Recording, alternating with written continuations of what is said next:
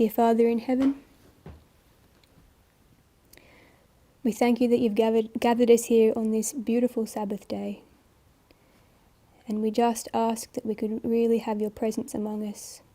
Please hedge us in and let your Holy Spirit be here with us. We just want to do your will and serve you. Thank you. In Jesus' name, amen.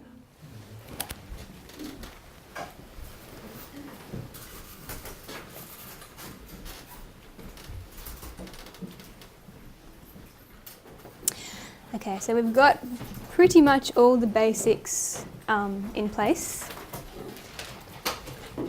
And now what we're going to do is look into some more of the details of some of the finer points of how Josiah Litch's prediction actually worked. We're going to look at some of the events that have been traditionally held as constituting the fulfillment of his prediction. And we're also going to look at another event which can tie in with that, as well as a few more dates that can be connected with this, mostly with the second woe.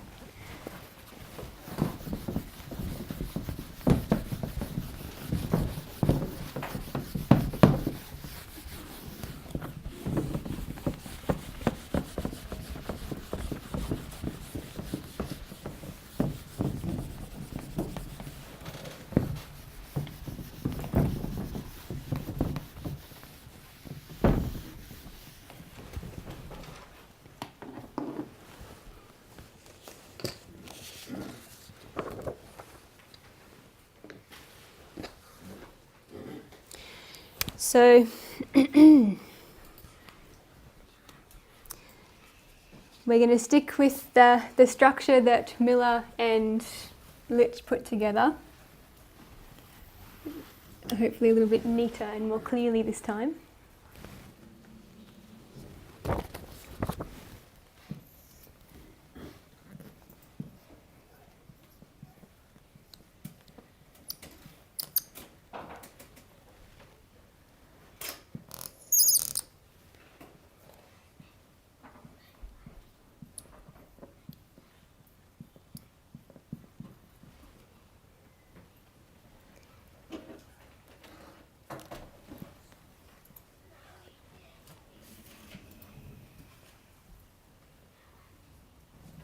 Actually,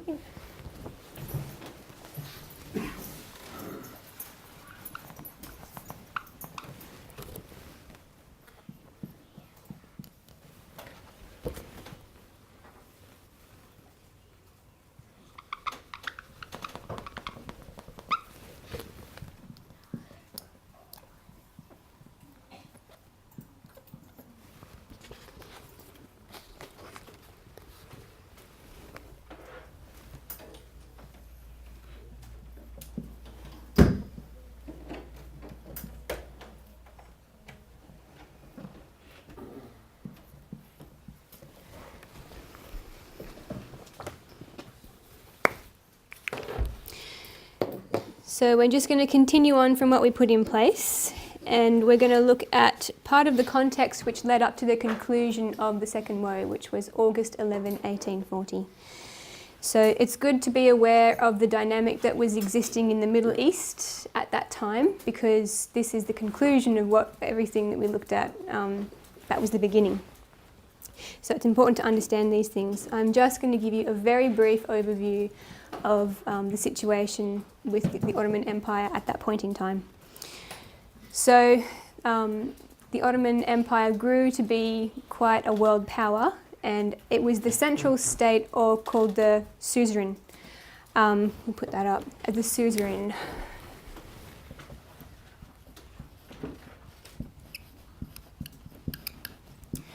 And a suzerain is a dominant state which has a number of smaller states under its control. And these are referred to as the vassal states. So these vassal states are required to regulate their own internal affairs, but their external international affairs are all under the control of the suzerain. So we have the suzerain is the overlord.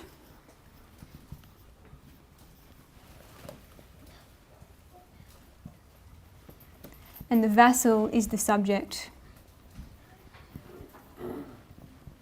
or the subordinate.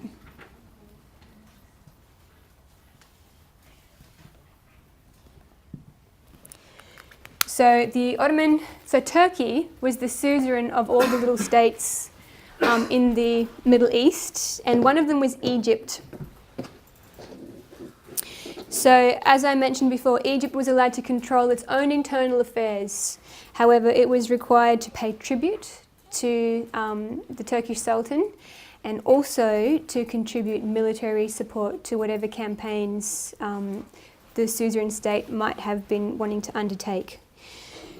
But exercising the small amount of power, the moderate amount of power that they had, the Egyptians began to develop a sense of nationalism, a sense of Egyptian Arabic identity, and they decided that they wanted to break away and become their own independent state. So the leader of the Egyptians at that time, who was called the Pasha, Mehmet Ali, implemented a number of social and military and economic reforms, educational reforms, all modelled on Europe. He set the prosperity and the modernity of Europe as his ideal, and in a very short time he was able to bring the country forward, and they progressed, and they were a more successful society than elsewhere in the Turkish Empire. And one of the things that they were very aware of, because they had to fight in campaigns alongside the Ottomans, they realised that their military reforms had given them an army and just military powers that were much stronger than the Ottomans. So they realised that it was quite feasible for them to break away from the Ottoman Empire and become an independent nation. So they commenced to see about bringing this to pass. So they began by taking Syria from the Ottomans. Mehmet Ali used just a little quibble as an excuse to invade. And that little quibble was simply that he had a couple of Egyptian citizens escape into Syria trying to avoid conscription. That was one of his reforms, was conscription. And so he used that as an excuse to go in and just stomp all over Turkey's army and take Syria. And that's where it all started. Now, while that was happening in the Middle East, Europe was not ignorant to what was going on. All of Europe was watching, and they were very anxious. They all had their own agendas in the region, and they were all wondering which way it was going to go. They could see that Egypt was capable of toppling the Ottoman Empire and just engulfing that and claiming it for themselves. And so this raised two concerns for them. It was their own enterprises in the region, but it was also the enterprises of the other powers. So they were trying to secure for themselves all the benefit that they could get, at the same time as try to prevent all the benefit they could going to the other powers. For example, France actually had a lot of involvement with Egypt, and they were kind of allies. So as all of Europe is observing this dynamic between the Ottomans and the Egyptians, it probably would actually suit France for the Egyptians to win. But for England, it would suit them to be able to limit Russia's involvement. So they want the Ottomans to stay in place so that they can prevent Russia from encroaching upon any of their activities. And Russia, in the middle, was trying to have it both ways. They were trying to have it set up so that they would benefit either way, whichever way it went. So it's all quite complex, but that's just a very basic overview.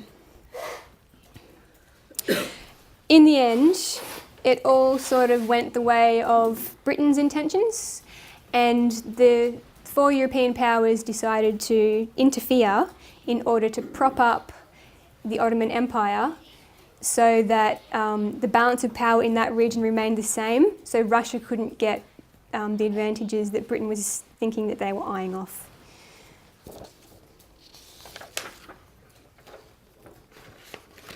And we all know about the intervention of the four powers. We've all heard that. That's part of August 11, so we will go over that. I'm sure we're all familiar with it. But we have a few more little details to add with the understanding of Josiah Litch's prophecy. And it's really, we would call it telling the end from the beginning. So there's a number of parallels that we should understand.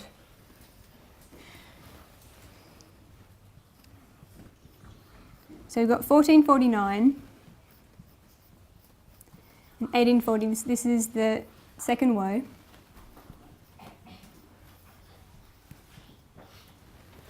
I'm not sure if you remember, Josiah Litch had that quote where he said that there were the four Seljukan tribes which comprised the Ottoman Empire. And so he saw the Sultan as representative of four powers or four regions. So you've got four regions.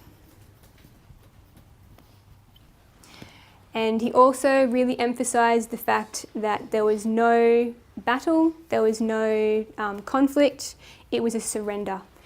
The last Constantine just asked if he could reign, essentially. So it was a surrender of power.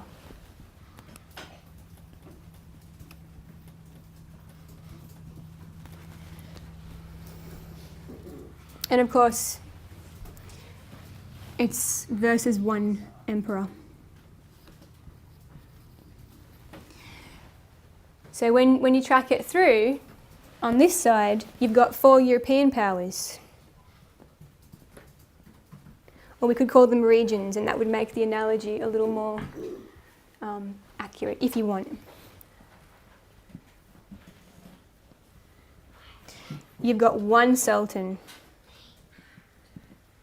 and he surrenders his power into the hands of the Christian powers.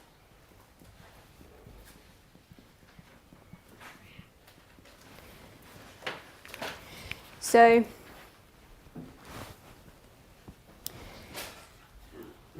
it was this dynamic here which Josiah Litch was expecting to be able to recognise at this point. And so in addition to the time period working, you know, finding these events occurring on this particular day, you had to be able to find this same dynamic, which we know he did find.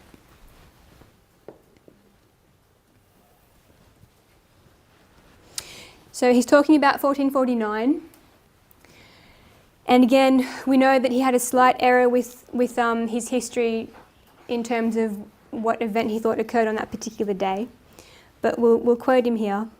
In the year 1449, John Palaeologus, the Greek emperor, died, but left no children to inherit his throne, and Constantine Diocoses succeeded to it. That was his younger brother.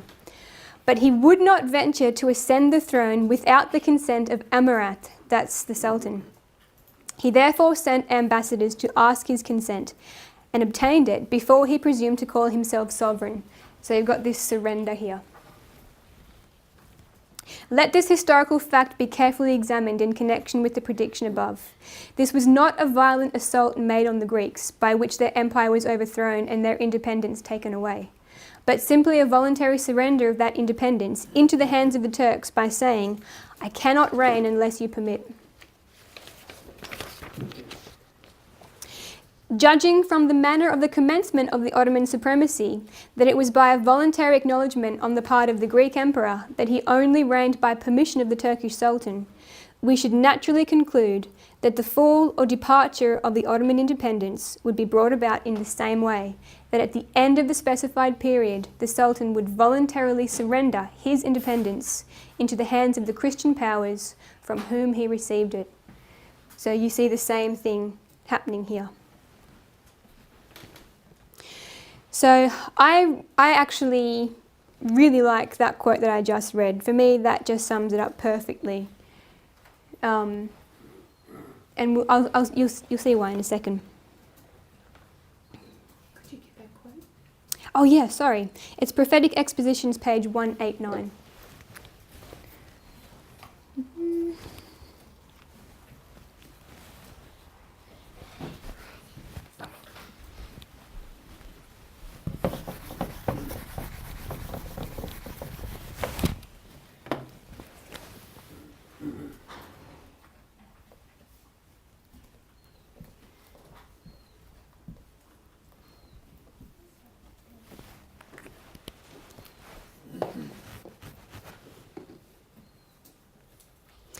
So as I said before, I don't quite agree with Lich that Constantine's surrender at this point marks the loosing of the four angels. We have a specific day.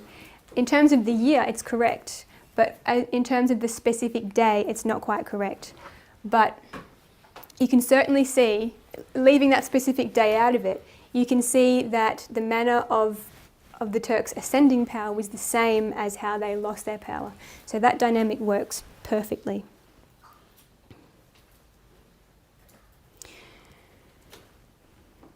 So the loosing of the four angels is the event that marks the beginning of the sixth trumpet. This is Revelation 9:15.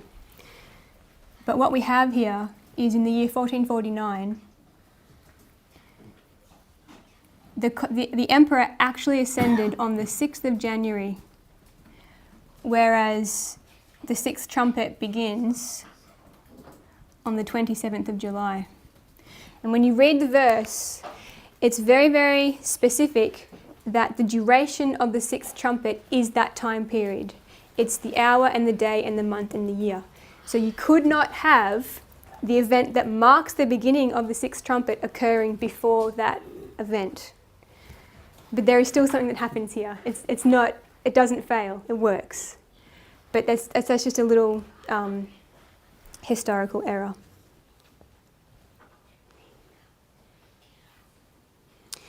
So we can address one very common criticism of Josiah Lich, and that is he's wrong to mark the Byzantines losing their independence here because history shows that this whole dynamic here, the 4 verses 1, actually occurred in 1448. So we've got December 1448 is when the Sultan Murad was actually the mediator, if you like, who was sorting out this leadership crisis. So people will point to this and they'll say, you're wrong because it doesn't even fall inside the last year of the woe. It happens just prior.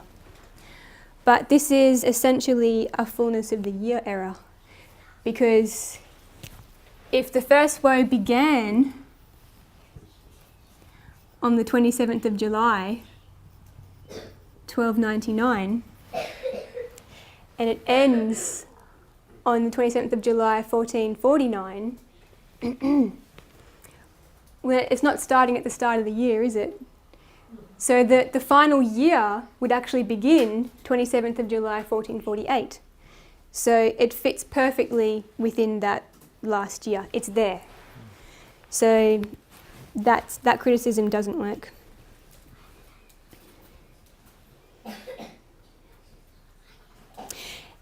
Another common criticism is that it's wrong to mark a loss of independence here because the Byzantines had actually lost their independence decades prior.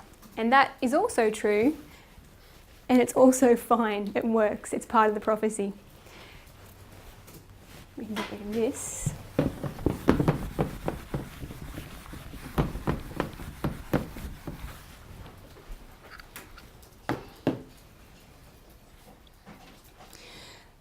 So actually, when you look at the history of both these powers, both the Byzantines and the Ottomans, you can see that they have ebbs and flows, their dependence peaks and declines over history.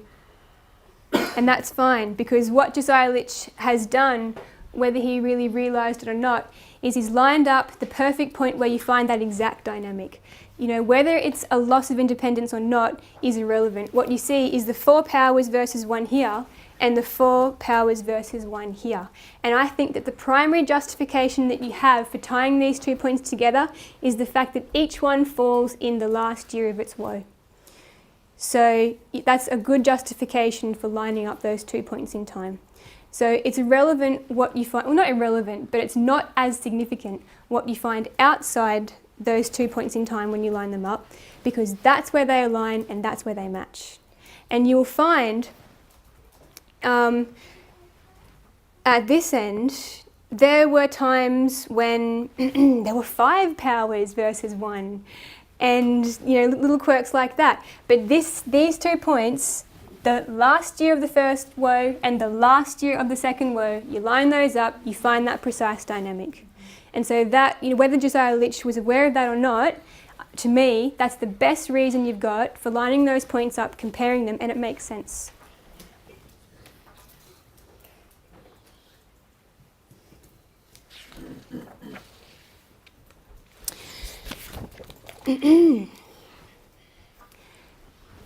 So we'll look at an event commonly pointed to, used to try to disprove Litch. This event is commonly pointed to as the actual loss of independence. And it's in the year 1371. It's when the Byzantines, that's the Eastern Romans, that's the third part of men, became vassals of the Ottomans.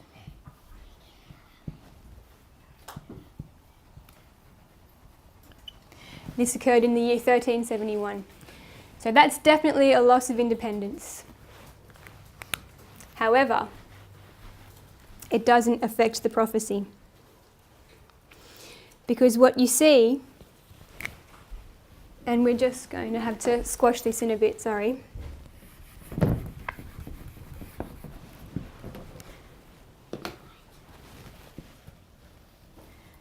In the year 1453, Constantinople was destroyed. And when you take this point here and connect it here, you've got 84 years. So you can mark this initial loss of independence, an 84-year period, and a total destruction. Then, when you come out this side,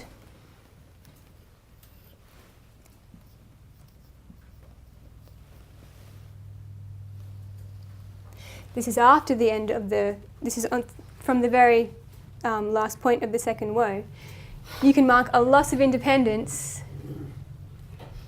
84 years through to 1924, when the very last aspect of the Ottoman Empire was finally terminated, and you've got 84 years, a complete finish.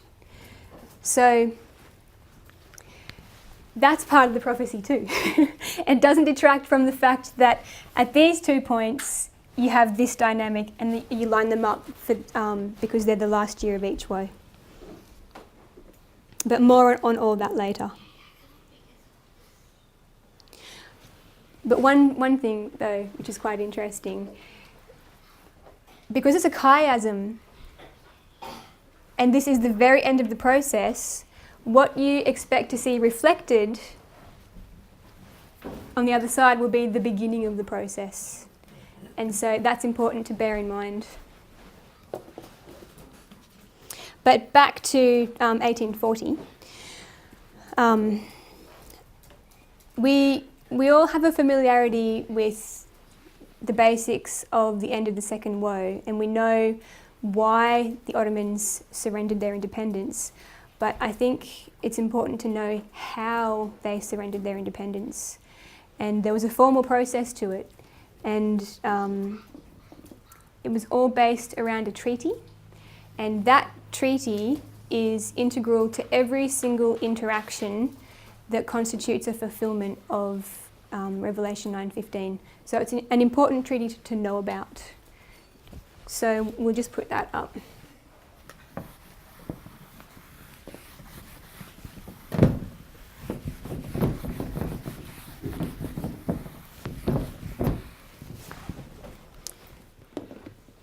So it was called the 15 July 1840 London Treaty. We'll put it here.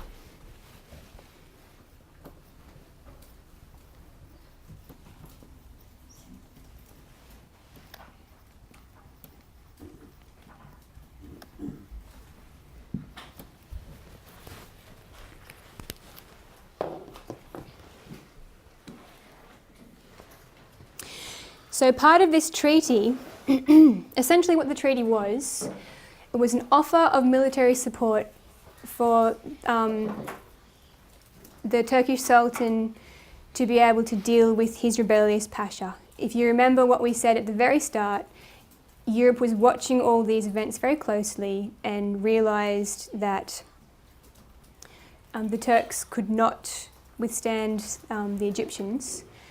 And so they said that they would offer support. They intervened. So basically the treaty was an offer of that support. It was a formal offer. And part of that was what is called the ultimatum. So they went to Egypt with two different separate sets of circumstances, which was the decider of war or peace. They said to Egypt, you can give back Syria, you can stop trying to overtake the Ottoman Empire, and we'll leave you alone. We won't declare war on you. And it was just things of that nature. So there were two offers. It was called the ultimatum. And this was what Turkey surrendered to. That's how they surrendered their power. Once they allowed this to be the case, for Europe to intervene, they had no more say in the matter. So we'll just read about the quote. This comes from weaponsandwarfare.com. I'm not going to read out the rest of the numbers and letters. On July 15, 1840, Britain, Austria, Prussia and Russia signed the Convention of London, which offered Mehmet hereditary rule in Egypt, provided the North African country stayed in the Ottoman Empire, and provided he withdrew from Syria and the coastal regions. Mehmet mistakenly believed that the French were prepared to side with Egypt and was consequently dismissive of British demands. Following this, British and Austrian naval forces blockaded the Nile Delta and shelled Beirut on September 11, 1840. On November 27, 1840, Mehmet agreed to the terms of the Convention of London, renounced claims over Crete, Syria and the Hejaz. So there's some interesting dates.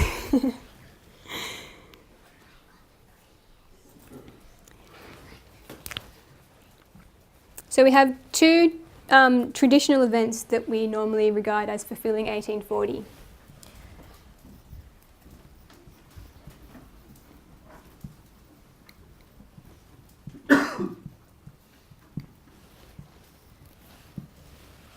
So we'll just have a quick look at those. So one is the delivery of that ultimatum. So basically how it worked was Europe offered the support, Turkey said yes, they drew up an agreement and they said this is how it's going to work. We're going to give you this ultimatum, you take it to Egypt and see what Egypt says. If Egypt accepts it, all well and good. If Egypt doesn't, then we declare war. So it all hinged on Egypt's response to this ultimatum. So that was given to the Sultan in order to deliver to Egypt. And the date that that ultimatum arrived in Egypt was the 11th of August. So you've got the delivery of the ultimatum.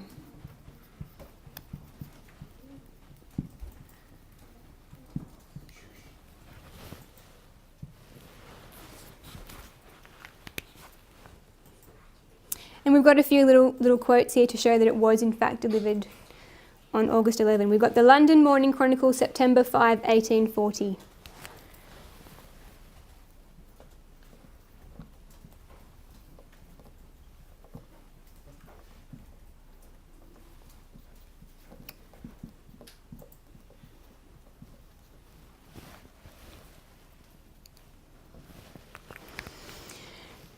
And it says, the arrival of Rafat Bey and Mr. Allison in the Ber Tahir steamer from Constantinople on the 11th instant, that means the 11th of that month that they're referring to, with the ultimatum of the four powers, produced a great sensation here. So that's one evidence that the ultimatum actually arrived on August 11. And the next one we have is London Morning Chronicle, September 8.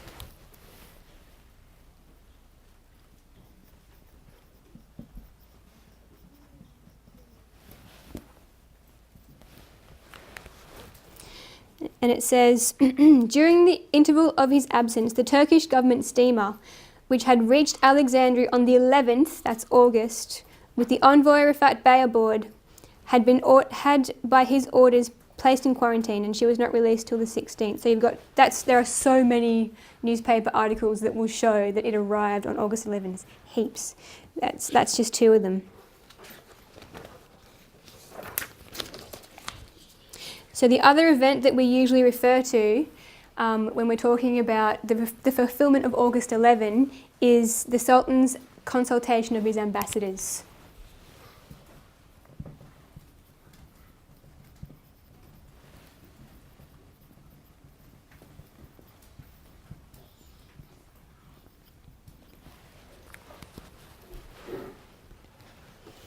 And we have a quote for this too. This is the Times of London, August 20.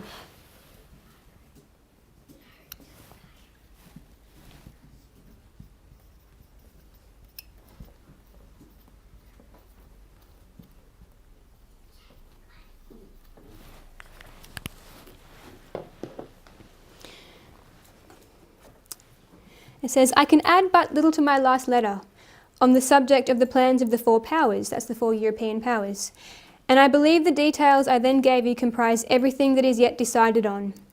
The manner, however, of applying the force, should he refuse to comply with these terms, whether a simple blockade is to be established on the coast, so this is in reference to the force applied to the Pasha, because he is refusing, well, not yet, but it appears that he's going to refuse the ultimatum. So they're talking about what action they're going to take. Is it a simple blockade, or whether his capital is to be bombarded and his armies attacked in the Syrian provinces, is the point which still remains to be learned. Nor does a note delivered yesterday by the four ambassadors in answer to a question put them by the port as to the plan to be adopted in such event throw the least light on this subject. It simply states that provision has been made and there is no necessity for the Divan alarming itself about any contingency that might afterward arise. So this is the date that it was published. But when you look, the letter is August 12, is when the letter was written, and it refers to events of yesterday. So this is published, it's the published date.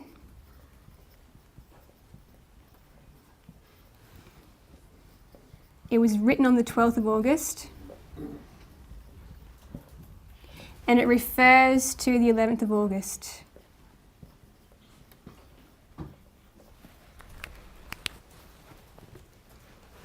So we can see that on the 11th of August, the Turkish Sultan inquired of his European ambassadors as to what was happening. Was it going to be a blockade, or was the cities going to be bombarded, etc.?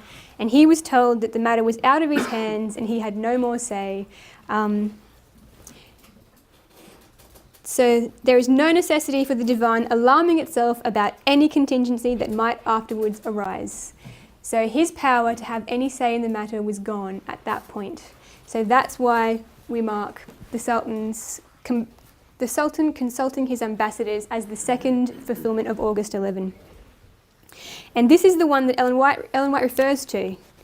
It's GC 335.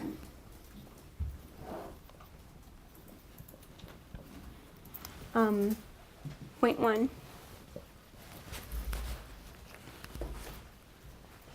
At the very time specified, Turkey, through her ambassadors, accepted the protection of the Allied powers of Europe and thus placed herself under the control of the Christian nations. The event exactly fulfilled the prediction.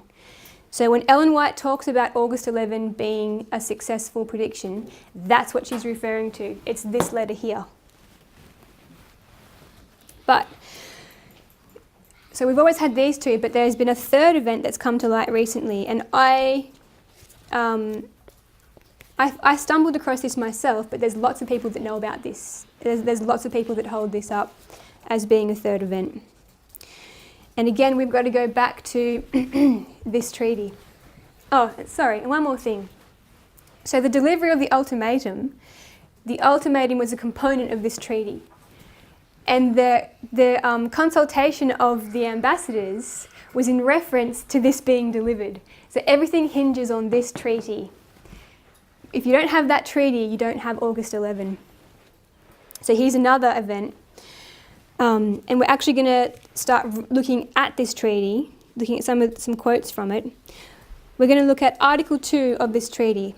And it says, if the Pasha of Egypt should refuse to accept the above-mentioned arrangement, that is, accept that he's being kicked out of Syria, so if you won't come along nicely and do that, the Majesties engaged to take, at the request of the Sultan, measures concerted and settled between them in order to carry the arrangement into effect. In the meanwhile, the Sultan, having requested his said allies to unite with him in order to assist him to cut off the communication by sea between Egypt and Syria, and to prevent the transport of troops, horses, arms, and warlike stores of all kinds from one province to another. They engaged to give immediately to that effect the necessary order to their naval commanders in the Mediterranean. So they're saying basically it doesn't matter what the Egyptian Pasha says, we're going to be prepared either way. We're going to have someone in place to stop them being able to make any more preparations for war. So they send someone there straight away. And here is a Wikipedia quote. In June 1840, Admiral Sir Robert Stopford, etc., sent Commodore Charles Napier with a small squadron to the Syrian coast. On August 11, 1840, Napier's ships appeared off Beirut and he called upon Suleiman Pasha, Mehmet's governor, to abandon the town and leave Syria, whose population shortly revolted. Open war broke out on September 11 when Napier bombarded Beirut and effected a landing at Junia. So you can see that he arrived. This was Article 2 of the treaty.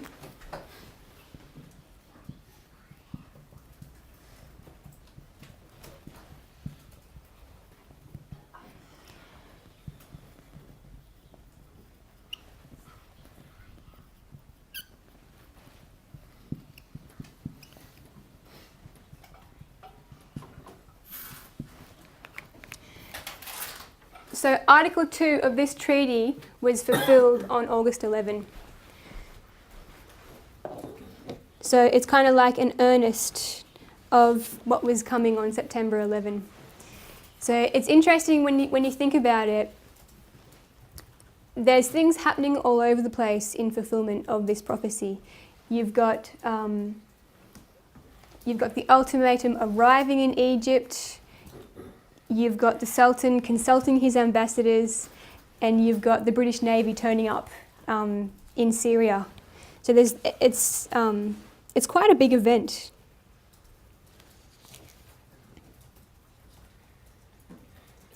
And so we can see that the conditions of this treaty were first fulfilled on August 11.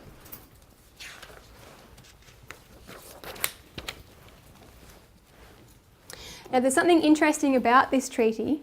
It's what is known as a provisional treaty. Let me put that up.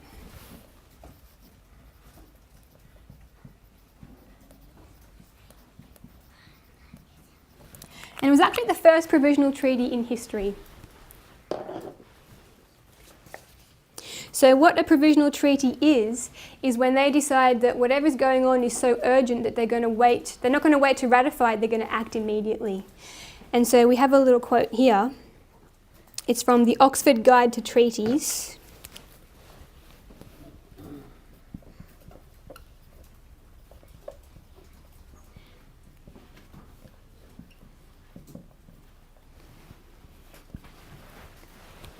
Page 223.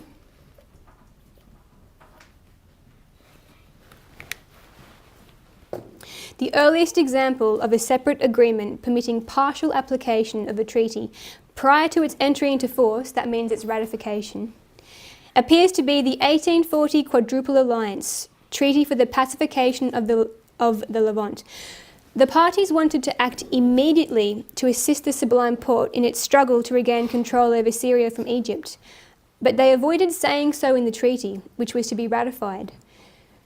Instead, they signed a separate protocol of reserve stating that the naval measures mentioned in Article 2 shall be carried into execution at once.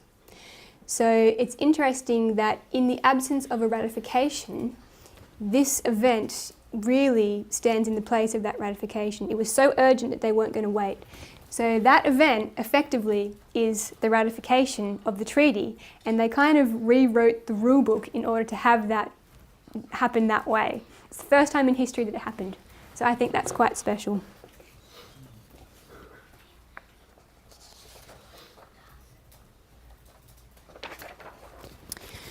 So you can see that 27 appears to be a theme of the woes.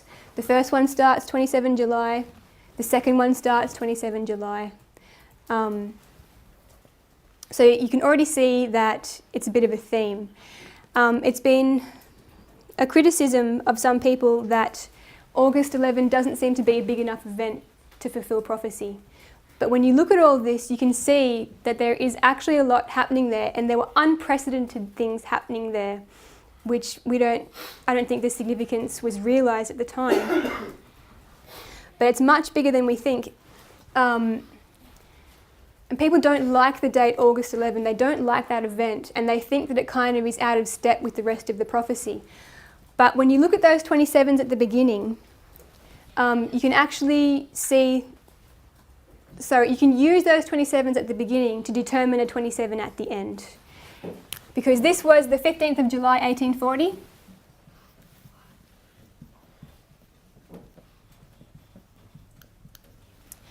And between the 15th of July and the 11th of August 1840 is 27 days. So this event did not fall on a random day. That is a part of the prophecy.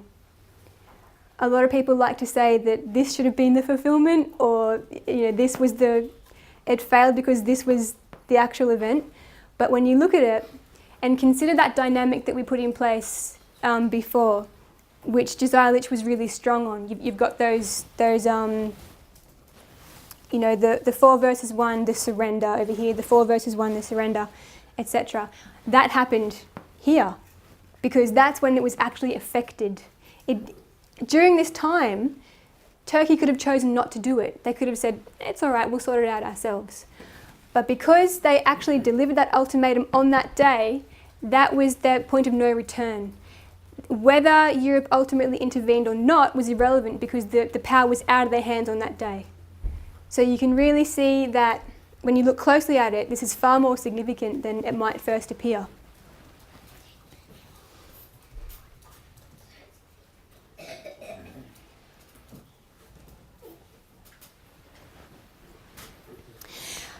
Another interesting thing, when you look at Revelation 9:15, and you can see that the time period given there is comprised of 4 distinct periods of time, you can kind of wonder why you have to go to the trouble of decoding it. Why couldn't it just be 391 days and 1 hour? Because that would work the same. You would still be able to convert that and get 391 literal years and 15 days. But it's not given that way. We've got an hour, a day, a month, and a year. So you have to wonder the purpose of these specific portions of time that make up the whole period.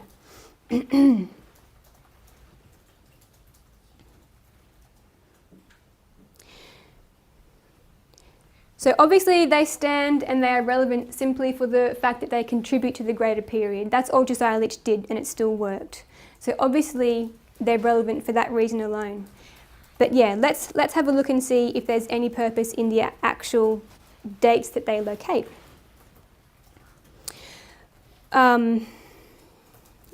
It's interesting that this treaty was so important, and it was, but there was actually a precursor to this treaty.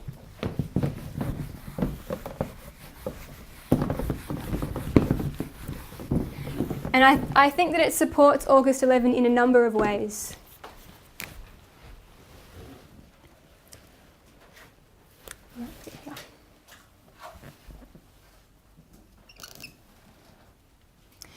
So the precursor was something called the collective note.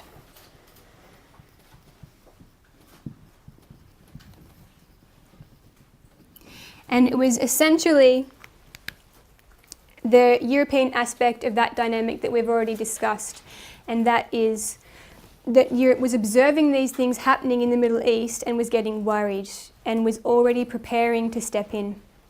The collective note was an official note, much like the August 11 note that was delivered, where 5 European powers offered their military support. They said, we can see you're struggling with your Pasha. We're happy to step in and help. It was 5 European powers. So it was Britain, Russia, Prussia, Austria, and France. So it's very, very similar to what happened with August 11, but it's 5. It's 5 powers. So that event wouldn't have fulfilled the prophecy because it's the wrong dynamic, as far as what Josiah Litch put in place. But it was the same offer as the treaty. We'll put it here.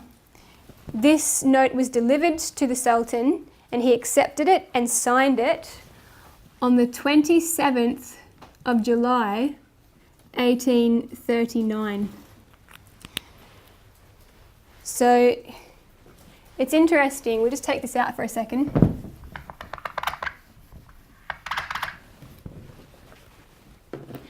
So if you were to add one more year to that, you would get to July 27, 1840.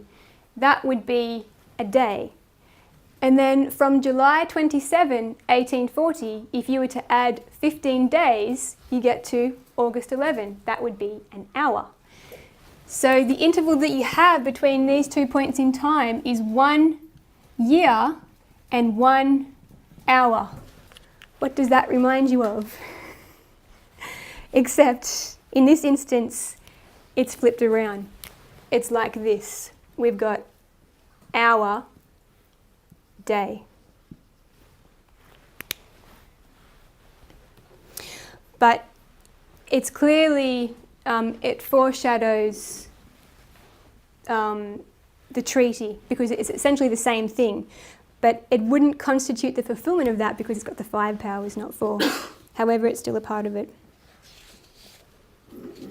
So if we continue with this, if we work back 30 days, which would bring us to the month, and it would be 30 literal years, we would come to the 27th of July, 1809. I'm just going to flesh that date out a little bit because it's important.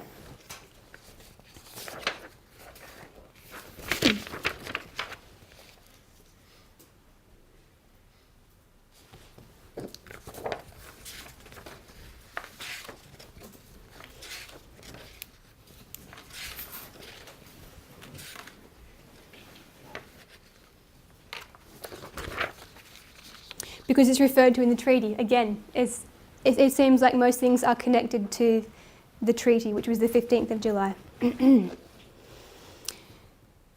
So this is again a part of that London 1840 treaty, and they refer to this collective note, and they say, faithful to the engagement which they contracted by the collective note presented to the Porte by their representatives at Constantinople on the 27th of July 1839, and desirous moreover to prevent the effusion of blood, etc.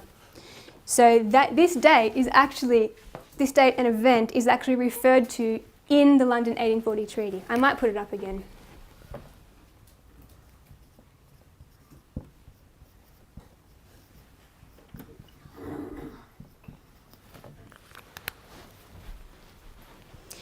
And you can see that essentially it's the same offer as the final treaty.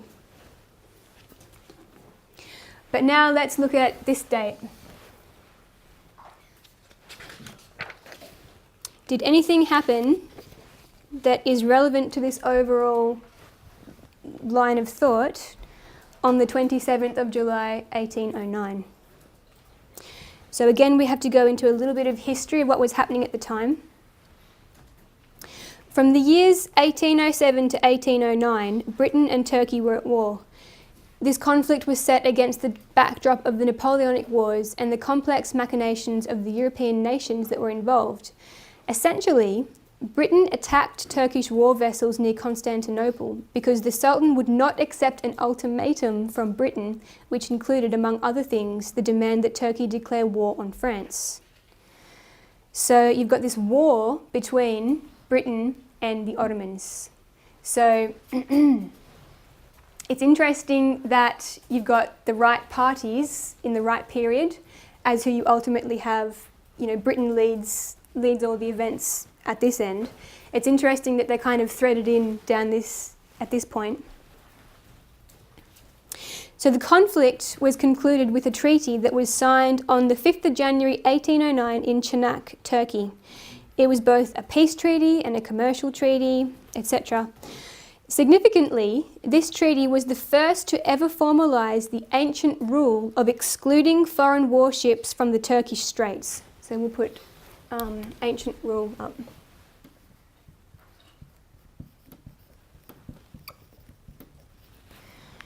So I'm sure you're all familiar with the basic geography of the Middle East, and you've got those little straits between Turkey and the rest of the Middle East. It's the Dardanelles Straits and the Bosporus. So this treaty meant that Turkey was not allowed to permit war vessels in those straits in times of peace, which is... Anyway, we won't go into all that. But that was a part of it. And that was the first time that ancient rule was formalised. It had just been like a policy before that point, but at this point it was formalised into this treaty. It was the first time. So that was signed on the 5th of January 1809. It was actually ratified, that is, made legally binding, on the 27th of July 1809. So we've got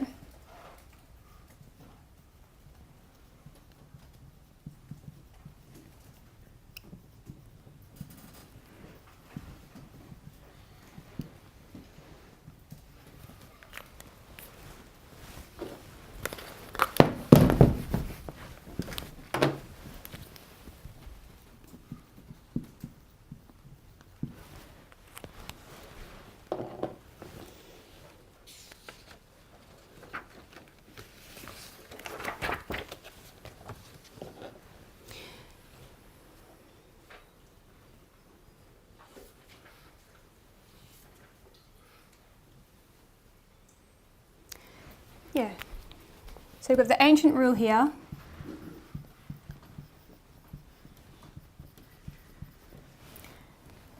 We've got the collective note.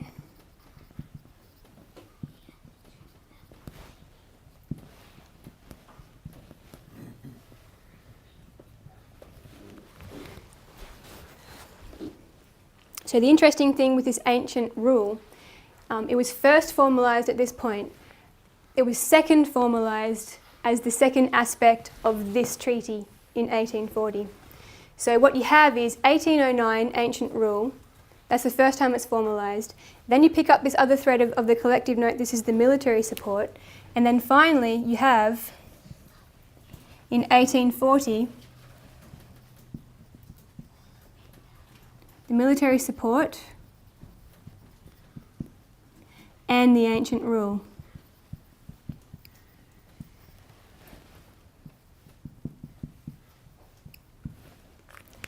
So it seems that what's been happening is that you've been gathering threads which tie into the ultimate conclusion.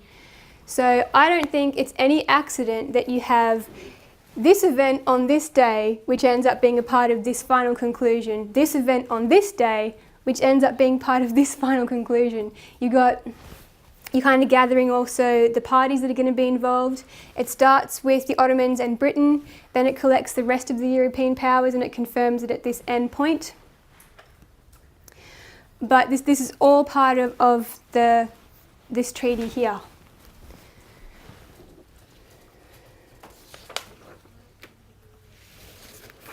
So that leaves us with one day.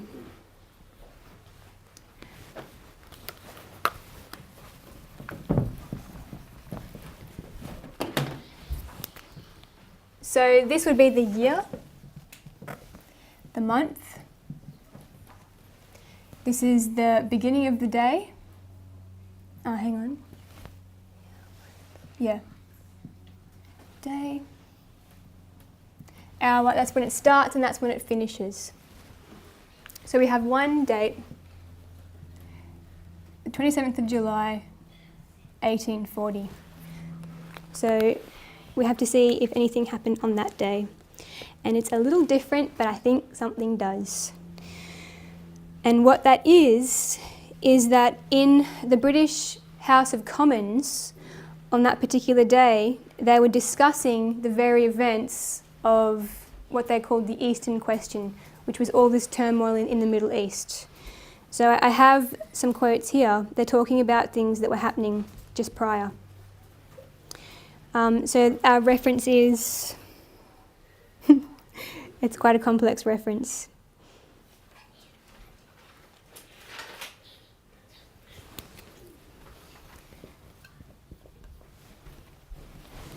HCDEB 27 July.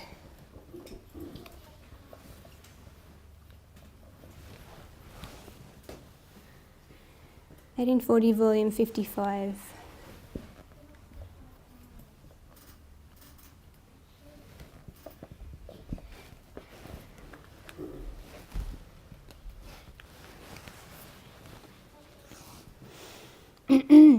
If anyone would read the papers laid on the table of the House, they would see that Colonel Campbell had distinctly guaranteed to Mehemet Ali, that's the Pasha of Egypt, the districts which he governed. And we'll go down a bit. His honourable friend said that the papers laid upon the table of the House proved that the English government had pledged itself to Mehemet Ali to support him in the occupation of the districts committed to his government. And down a bit further, but it was clear there was in it an assurance of the British government to Mehemet Ali after the Battle of Kanaya that the British government would support him in retaining possession of the territories if he would not declare his independence of the Turkish Empire. So it seems like Britain kind of changed tact and swapped sides in some strange way. I know that that is significant, but I'm not entirely sure how at this moment. However, I also don't think that it's any coincidence that you have the very people who wrote that treaty discussing those events in the House of Commons on that very day, which is right here, which marks the beginning of the hour of this prophecy. So we'll just say Brit House Commons. So you have an event for every point in this prophecy, but only if you switch it. So it's listed this way in Revelation 9:15, but only if you run it this way. So that's the year there. So that kind of leaves us, however, with this date, because we just don't have the history to show, that Constantine actually ascended the throne on that day. However, when you actually look at the verses, I think that you can see the solution.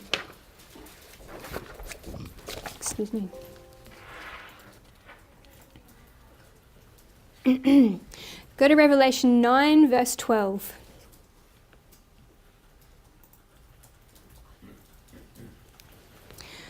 One woe is past, and behold, there come two woes more hereafter. Verse 13. And the sixth angel sounded, and I heard a voice from the four horns of the golden altar which is before God. Verse 14. Saying to the sixth angel which had the trumpet, loose the four angels which are bound in the great river Euphrates. So the golden altar is in the heavenly sanctuary, in the heavenly place. And it would seem to me that we get directed to heaven at this point, because there is not going to be a recognisable human event on this day. So we've got holy place. So whatever restraint that the Lord had been placing upon the Ottomans for the period of the first woe, whatever that was, I would assume it would be angels kind of just restraining them somehow. But that restraint was lifted on that day. So we know something happened because we're directed to an event in heaven. But we're not seeing a direct outplaying of that event in human affairs on that day. We see the result of that further down the track. But I think that we're given those verses just to give us the faith that something happens on that day. We just have to wait to see the result of it. And I think that it's the same thing with Daniel 11:8-14. Miller was thinking that the sanctuary was the earth and that event was going to be the cleansing of the earth with fire. And there was no recognisable human event on that day, and they subsequently realised that that was the heavenly sanctuary. And so they were directed to heaven when there was going to be nothing actually visibly happening on earth.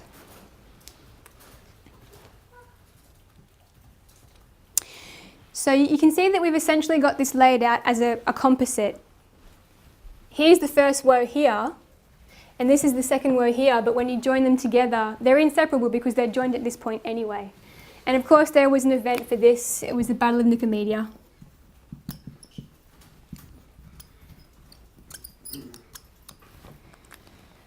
So then, if you look at it that way, you have an event for every single day. And we listed those three events.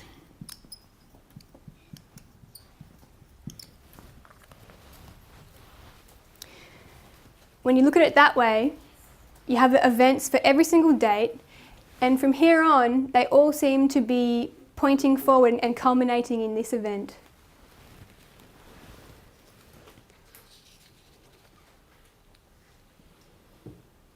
So I like to put these in two categories because I think that it's balanced to do so. I take the events which really seem to move the prophecy forward in human terms, and I call them movers. So we have a mover here. This is a battle between two empires. Then we have this one here, which is not discernibly an event, but we're told that something happens. I'm going to call that a marker. This is the termination of a battle between two international powers. I'm going to call that a mover.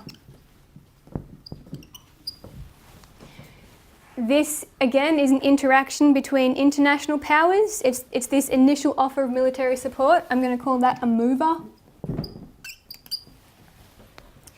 Here, we saw this discussion of these events in the British House of Commons, but there was no direct outcome. There was no direct result. However, it was marked, so I'm going to call that a marker. And of course, the last events are clear. That's a mover.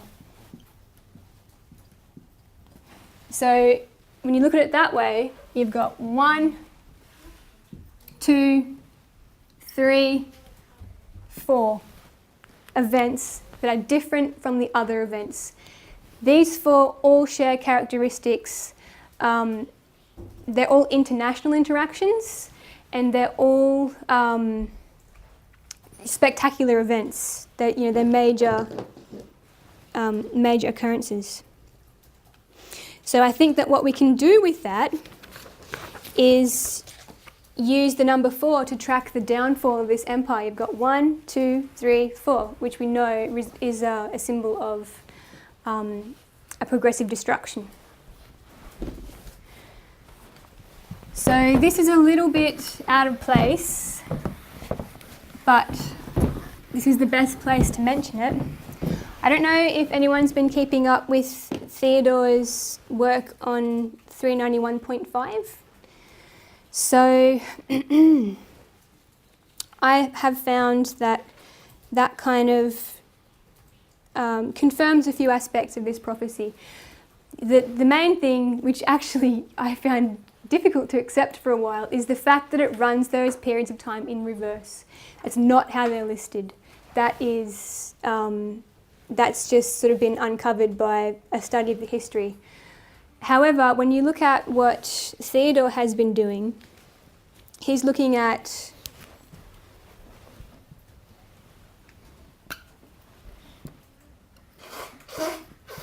(977), and I believe that was the dividing of the kingdoms, of the North and South kingdoms.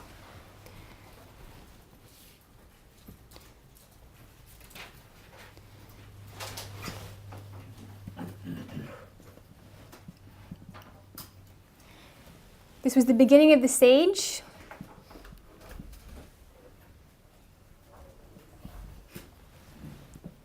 This is the end of the siege. And this is 1.5 years in between. So you can see that Theodore also puts his 390 period first and adds his 1.5 on the end. So for me, I found that to really confirm what I had been doing, because I was always a bit unsure about that. Another interesting thing is that when you look at this history of the Second Woe, they also split apart. It was the third part of Rome. So there was divisions in the... No, sorry. It was Western Rome and Eastern Rome. So Western Rome came to its end in 476. But Byzantium continued for 977 years. This is 1453.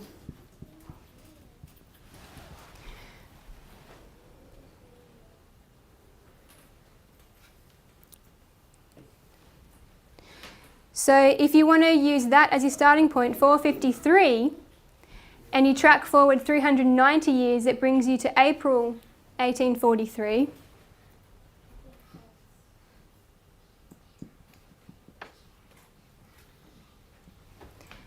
And 1.5 years later is October 1844. So this is Byzantium. This is the year that Constantinople, fell. So you've got a 977 and a 977th. I think that's interesting. Another interesting thing is when you go from 1449.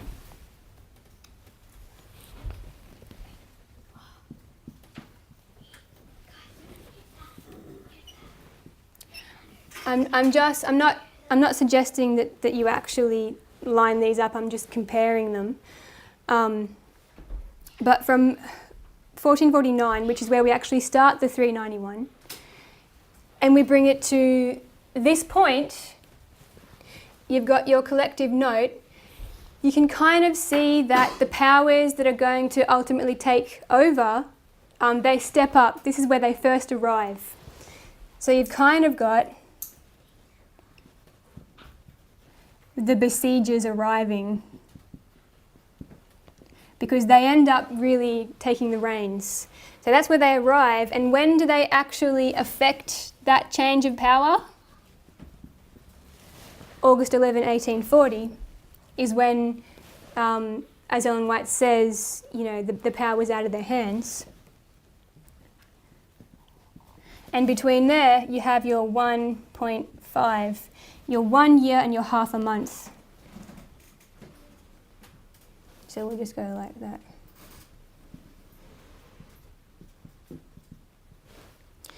So you can kind of see a similarity there. This is where they first bring that message of interference, and this is where they actually affect that interference.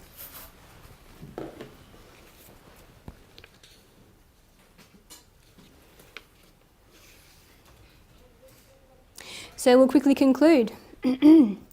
We've looked at the 1840 treaty and how that is integral to all the events that relate to August 11. We've looked at the traditional events that are regarded as fulfilling August 11. That's the ultimatum and the ambassadors. We've also added a new event, which is the arrival of the British Army to Syria. We've outlined a chiasm connecting the beginning of the downfall of Eastern Rome. So we saw those two 84-year periods connected at the beginning and the ending of the second woe. And that's it, we can leave it there for now. I'll pray.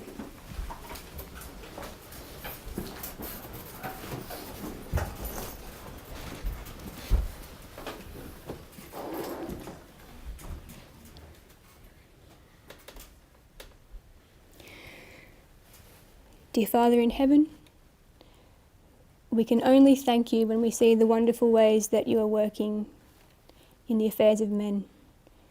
And we can only pray that you would give us eyes to see, ears to hear, and hearts to accept.